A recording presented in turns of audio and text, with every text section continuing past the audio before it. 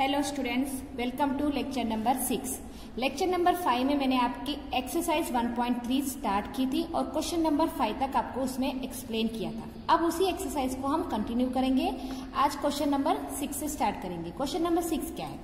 Look at several example of rational number in the form p by q where q not equal to 0, where p and q are integers with no common factors।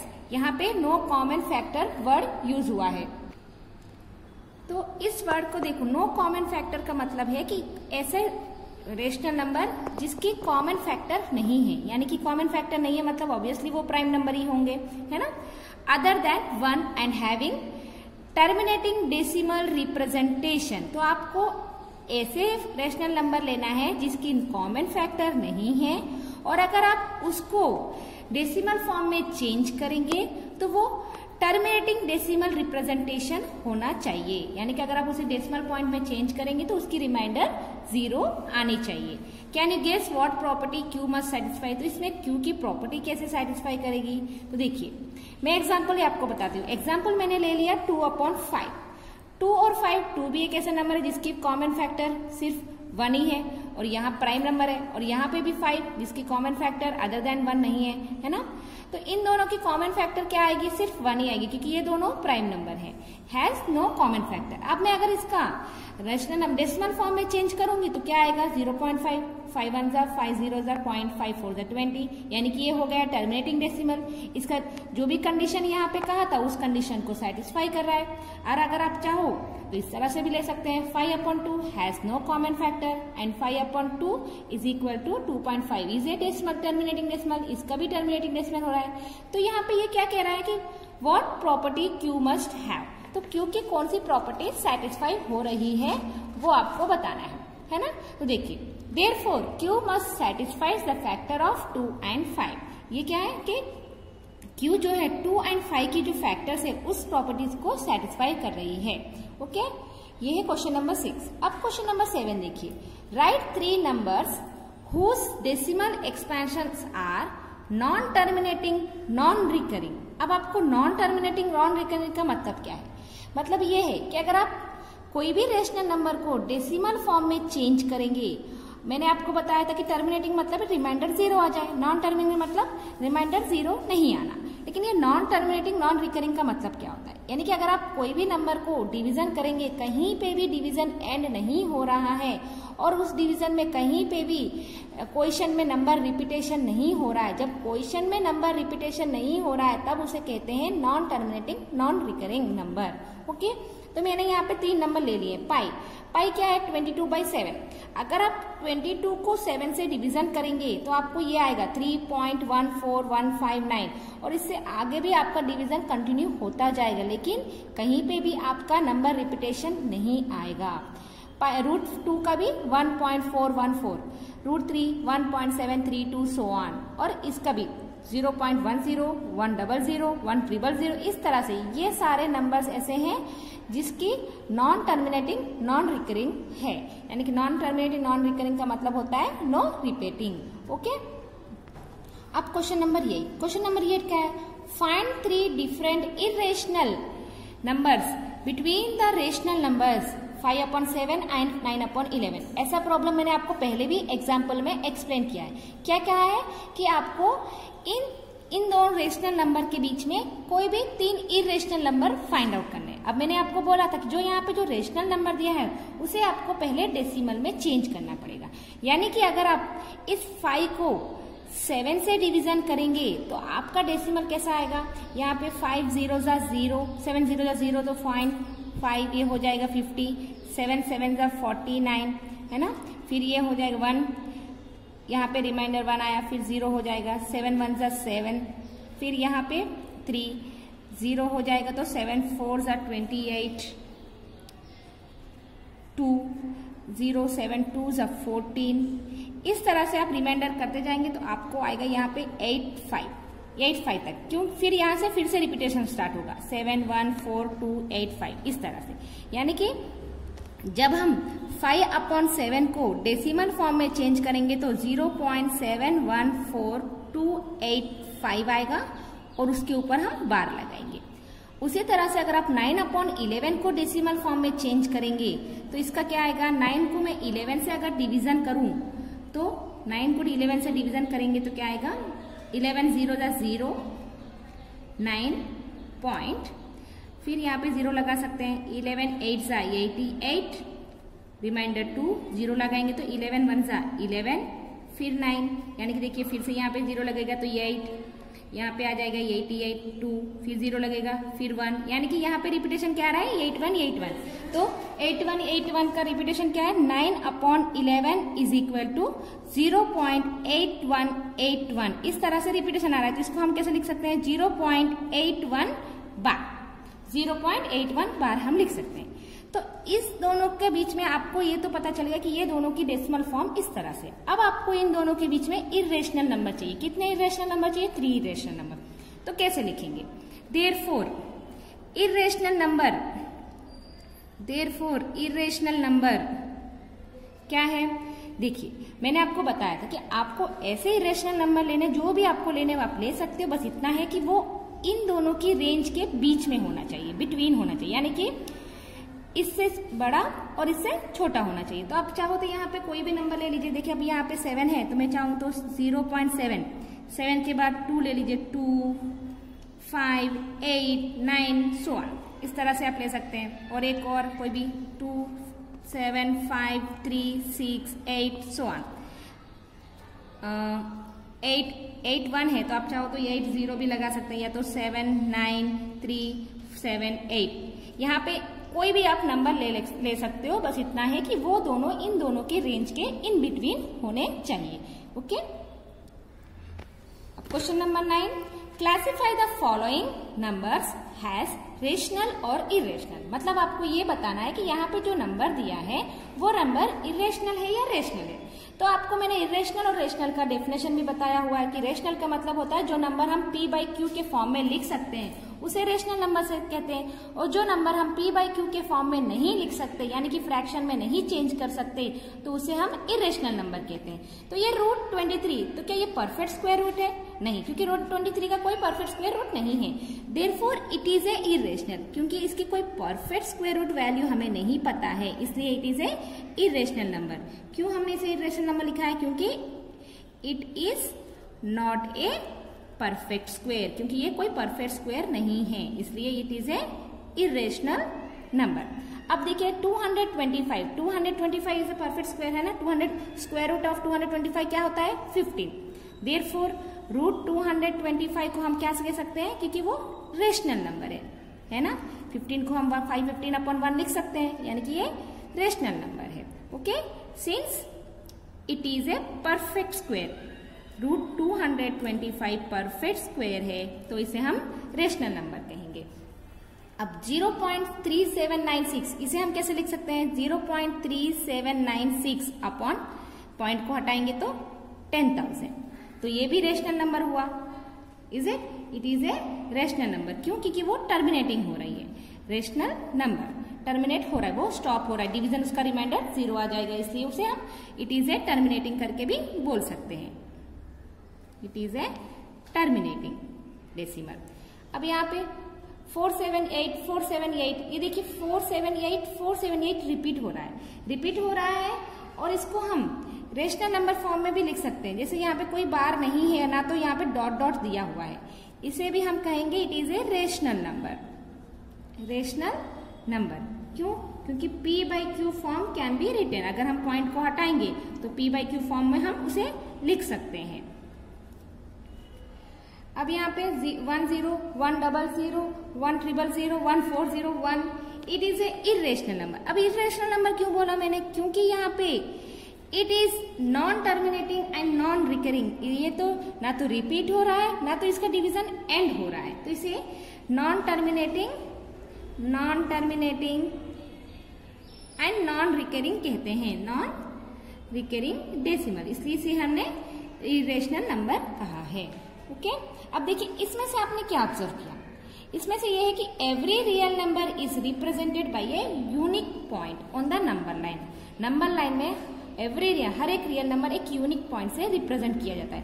Every point on the number line represent only one and only one real number, हर एक पॉइंट की अपनी खुद की value होती है। Okay, अब एक्सरसाइज 1.4। वैसे तो एक्सरसाइज 1.4 जो है वो आपके एग्जाम में इंपॉर्टेंट नहीं है, फिर भी मैं आपको इसके बारे में एक्सप्लेन करना चाहती हूँ। देखिए यह मैं क्या किया है, visualise 3.765 on the number line using successive magnification. Magnification का मतलब जूम करके आपको ये बताना है कि 3.765 नंबर लाइन में कहाँ है। तो पहले मैं क्या करूंगी, फर्स्ट स्टेप में एक नंबर लाइन ड्रॉ करूंगी। नंबर लाइन में हम 0 से लेके 10 तक का नंबर प्लेस करेंगे। अब ये बताओ कि 3 और 7 6 पॉइंट कहाँ पे आएगा, 3 और 4 के बीच में ही आएगा, है ना। तो मैं अगर इस 3 और 4 को जूम कर दूं तो 3 और 4 के बीच में नंबर्स कैसे होंगे, 3.0, 3.1, 3.2, 3.4, इस तरह से 3.9 एंड 4.0, उस तरह से नंबर आएंगे, है ना। अब ये जो 3.765 है वो कौन से दो नंबर के बीच में आएगा, 3.7 और 3.8 के बीच में। फिर इनको जूम करेंगे तो हमें आएगा 3.70, 3.71, 3.72, 3.73, इस तरह से इस नंबर को 3.80 तक लिखेंगे। अब ये नंबर 765 यानी कि 76 और 78 के बीच में है, तो फिर से इन दोनों को जूम करेंगे तो आपको ये वाली नंबर लाइन आएगी। उसमें आपको 3.675 कहाँ है उसे रिप्रेजेंट कर देना है। उसी तरह से क्वेश्चन नंबर 2 है। क्वेश्चन नंबर 2 क्या है, 4.26। अब ये 4.26 के ऊपर बार है, इसे हम कैसे लिखेंगे, 4.2626, इस तरह से। अब आपको ये बताना है कि 4.2626 कौन से नंबर लाइन में कहाँ पे है आपके नंबर लाइन में। तो आपको यही मेथड फॉलो करना है, डू इट बाय योरसेल्फ। अब अपने आप से ट्राई करिएगा। अब हम थोड़े ऑपरेशंस ऑन रियल नंबर्स, यानी कि रियल नंबर के बीच में थोड़े ऑपरेशंस करेंगे। ऑपरेशन का मतलब आपको पता ही है कि उनके बीच में एडिशन, सब्ट्रैक्शन, मल्टीप्लिकेशन, डिवीजन, वो सारे ऑपरेशंस होते हैं। तो यहाँ पे पहले मैं आपको थोड़े एग्जाम्पल एक्सप्लेन करूंगी, फिर इसी एग्जाम्पल को यूज करके हमें एक्सरसाइज में सॉल्व करना है। तो देखिए फर्स्ट एग्जाम्पल में मैं आपको ये बताऊंगी, चेक वेदर 7/5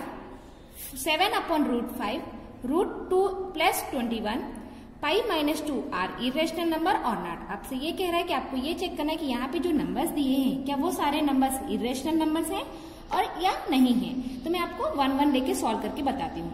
तो देखिए पहले तो आपको √5 की वैल्यू आपको पता होनी चाहिए। ओरली अगर आपको मैंने पहले भी बताया कि √5 की वैल्यू कितनी होगी, जैसे कि आपको पता है कि √2 की वैल्यू 1.414 होती है और √3 की वैल्यू जब हम सॉल्व करते हैं तो यहाँ पे भी हम यूज करते हैं 7 पॉइंट, तो यहाँ पे तो √3 की यूज करने की जरूरत नहीं है। और हमने पाई की वैल्यू भी देखी हुई है 22/7 यानी कि 3.1415। उसी तरह से √5 की वैल्यू होती है 2√2.236, इस तरह से ये वैल्यूज है जो आपको अपने आप से पहले लिख लेनी है। अब इसे हम यहाँ पे जो नंबर्स हमें दिया है उसमें अप्लाई करेंगे।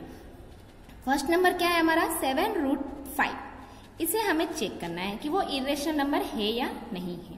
तो देखिए 7, ये सारे नंबर्स तो इरेशनल नंबर है ना, ये सारे नंबर्स इरेशनल नंबर हैं। तो ऑब्वियसली आपको इसे यूज करके 7 × √5 की वैल्यू क्या है 2.236, तो इसे मल्टीप्लाई कीजिए। 7 × 6 = 48, 4 7 3 = 21, 21 + 4 25, 2 14, 14 + 2 16 एंड 1 14, 14 + 1 15। तो कितना आया 15.6522 सो ऑन, है ना। तो यहाँ पे भी ये जो नंबर है वो नंबर भी इरेशनल नंबर, क्योंकि कोई भी number product of irrational number और rational number is equal to irrational number. अगर आप कोई भी नंबर इरेशनल नंबर को रेशनल नंबर के साथ मल्टीप्लाई करते हैं तो वो इरेशनल नंबर ही आएगा।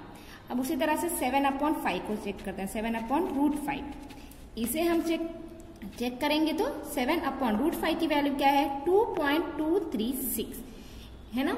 इस तरह से है, इसे इस तरह से करने जाएंगे तो आपको समझ में नहीं आएगा। तो इसको क्या करना है, आप एक और मेथड यूज कर सकते हैं, उसे कहते हैं रेशनलाइजेशन। उसका मतलब क्या होता है मैं आपको बताती हूँ। तो देखिए √5 को मैं हटाने की कोशिश करती हूँ, तो मैं न्यूमरेटर और डिनोमिनेटर को √5 से मल्टीप्लाई कर देती हूँ। तो क्या हो जाएगा 7√5, 7 × √5 7√5, है ना। और √5 × √5 क्या होगा 5 आ जाएगा। क्यों 5 आया, देखिए अगर मैं रूट के अंदर 5 × 5 मल्टीप्लाई करूं तो कितना आएगा 5 × 5 = 25। √25 की वैल्यू क्या है 5। जब आपके रूट के अंदर सेम नंबर होता है तो रूट हट जाएगा और वही नंबर आएगा। ओके, तो रूट 5 इंटू रूट 5 होता है 5। अब इसे देखिए, ये कैसा है रूट 5 इंटू 5, तो मैं यहाँ पे अभी हमने रूट 7 इंटू रूट 5 की वैल्यू की थी, कितनी थी 15.658 सो उसे हम 5 से डिवीजन कर देंगे तो क्या आएगा, 5 से कट करेंगे तो 5 1 जा 5 3 जा 0.5 जा 5 3 जा 104 यानी कि 3.1340 सो ये है। ओके, इसकी वैल्यू। अब उसी तरह से रूट 2 प्लस 21 की वैल्यू फाइंड आउट करेंगे तो रूट 2 प्लस 21, तो रूट 2 की वैल्यू हमने क्या ली है 1.414, उसको हम प्लस 21 कर दें तो कितना आएगा 22.414 आएगा, है ना।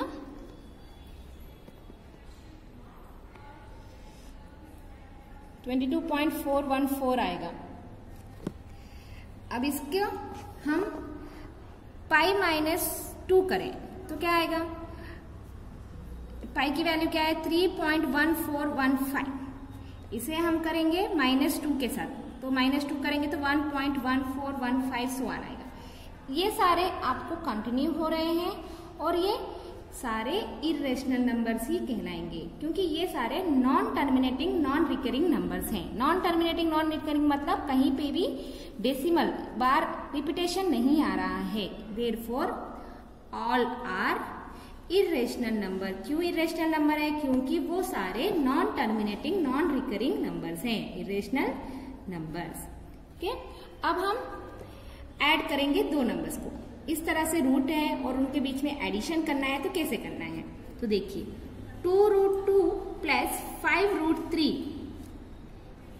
एंड मतलब प्लस √2 माइनस 3√3। ओके, अब यहाँ पे इस ब्रैकेट को हटा दें तो कैसे आएगा +√2 माइनस 3√2। अब मैं क्या करती हूँ, जो √2 की वैल्यू है वो साथ में पास में लिख देती हूँ, रीअरेंज कर रही हूँ यहाँ पे, प्लस 5√3 माइनस 3√3।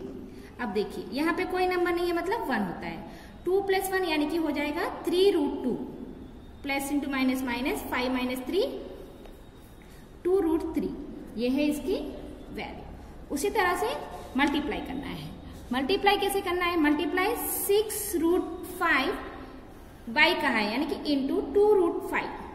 ओके, पहले हम नंबर को नंबर के साथ मल्टीप्लाई करेंगे फिर रूट को रूट के साथ, तो 6 × 12 इंटू 5 × 5 √5 इंटू √5। अभी मैंने आपको बताया कि रूट हट जाएगा क्योंकि दोनों रूट के अंदर नंबर सेम है और रूट की वैल्यू भी सेम है, तो 5 आ जाएगा, 12 5 = 60।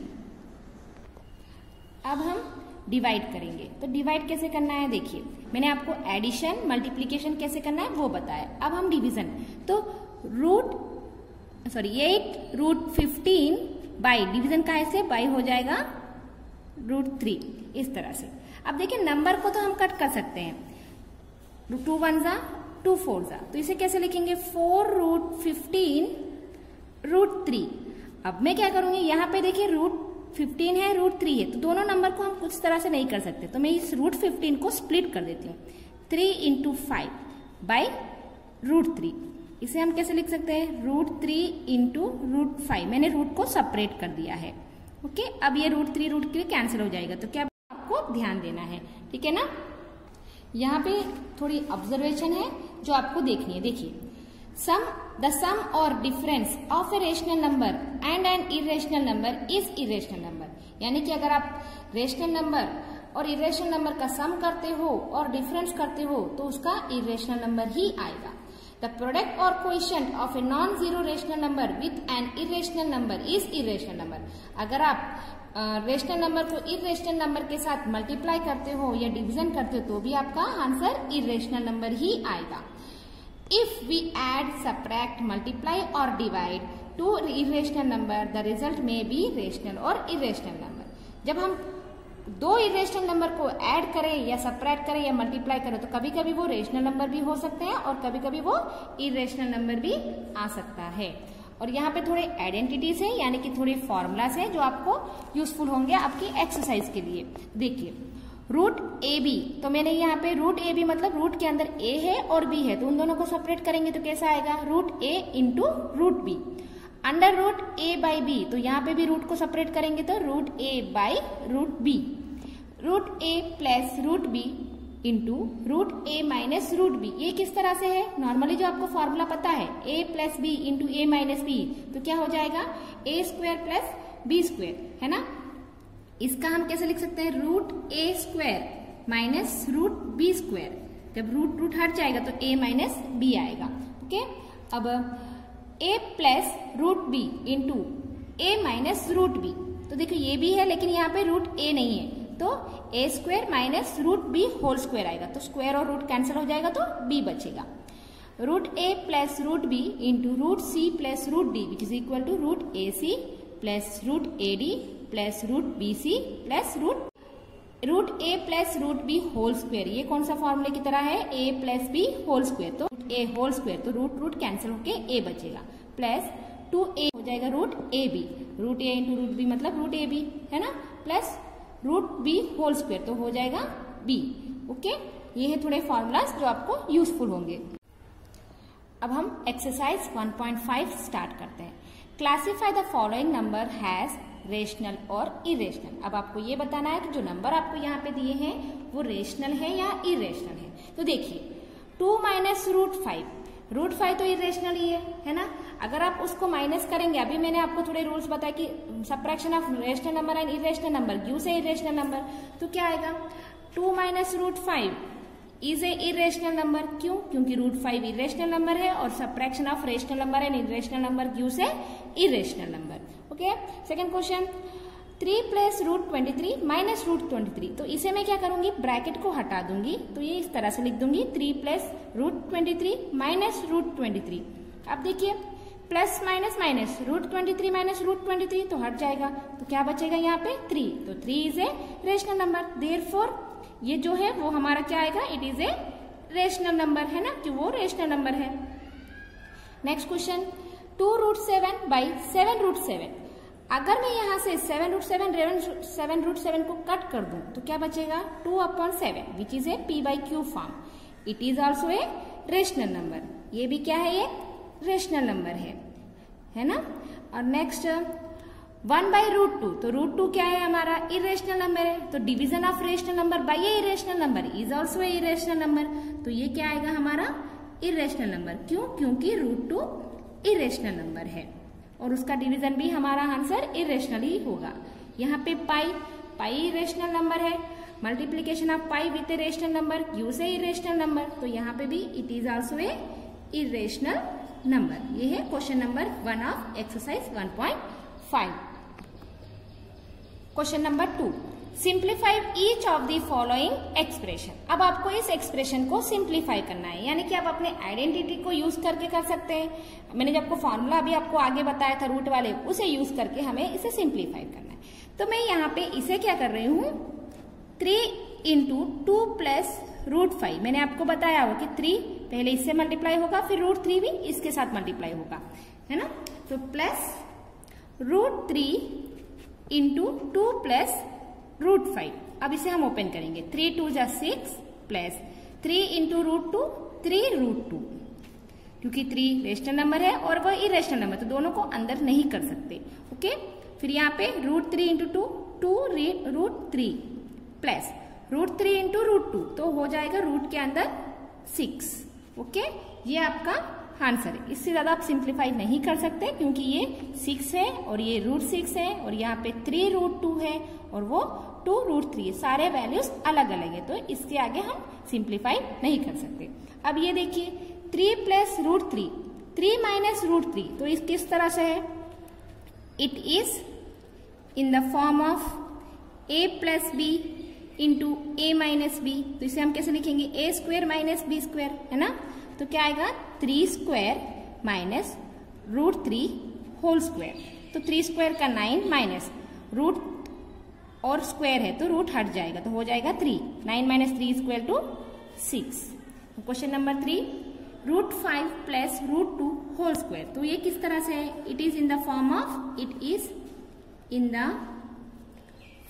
Of a plus B whole square. इसका फॉर्मूला क्या है? A square minus a square plus 2ab plus b square. तो उसी फॉर्म में हम इसे लिखते हैं। तो √5 a स्क्वायर प्लस 2a यानी कि √5b √2 प्लस b स्क्वायर यानी कि √2 होल स्क्वायर। तो ये स्क्वायर रूट हट जाएगा, 5 बन जाएगा, प्लस यहाँ पे 2 √5 इंटू √2 √10। रूट के अंदर 5 इंटू 10 करेंगे तो 5 इंटू 2 करेंगे तो 10 आएगा, प्लस 2। अब ये कैसा है? 5 प्लस 2 हो जाएगा 7 plus 2 √10। This is the answer of third question.